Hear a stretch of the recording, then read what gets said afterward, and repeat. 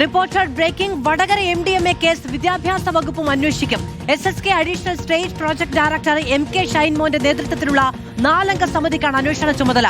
പേരാമ്പ്ര BRCയിലെ 3 അധ്യാപികമാരാണ് കേസിൽ അറസ്റ്റിലായത്.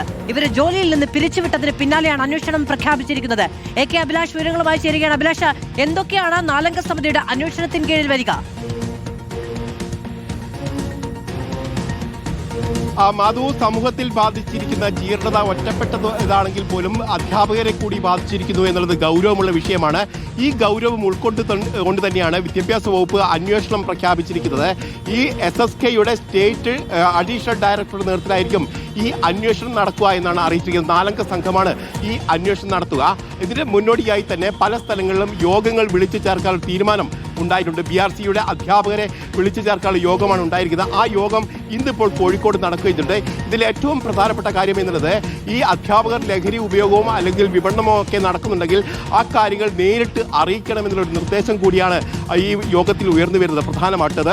ഏതായാലും ഇത്തരത്തിൽ ഗൗരവമുള്ള ഒരു വിഷയമായതുകൊണ്ട് തന്നെയാണ് ഇത്തരത്തിൽ ഗൗരവത്തോടു കൂടി തന്നെ ഈ വിദ്യാഭ്യാസ വകുപ്പ് മുന്നോട്ട് പോകുന്നത് എന്നുള്ളത് ശ്രദ്ധേയമായ ഒരു കാര്യം കൂടിയാണ്. അതോടൊപ്പം തന്നെ പോലീസിന്റെ ഭാഗത്തും അന്വേഷണം നടക്കുന്നു. ശാസ്ത്രീയമായ തെളിവുകൾ കണ്ടെത്താനുള്ള നീക്കമാണ് ഇപ്പോൾ നടക്കുകയും ചെയ്യുന്നത്.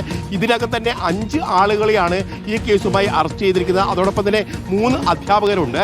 ഈ അധ്യാപകരെ കേന്ദ്രീകരിച്ച് അവരുടെ അക്കൗണ്ടുകളിലേക്ക് ഏതൊക്കെ അക്കൗണ്ടുകളിൽ നിന്ന് പണം വന്നു, അതോടൊപ്പം തന്നെ ഏതൊക്കെ അക്കൗണ്ടുകളിലേക്ക് പണം പോയി എന്നടക്കമുള്ള കാര്യങ്ങൾ പരിശോധിക്കുന്നുണ്ട്.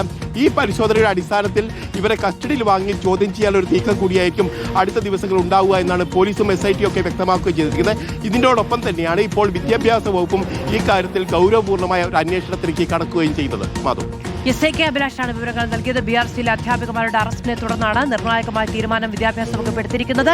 MDMA കേസ് വിദ്യാഭ്യാസ വകുപ്പും അന്വേഷിക്കും.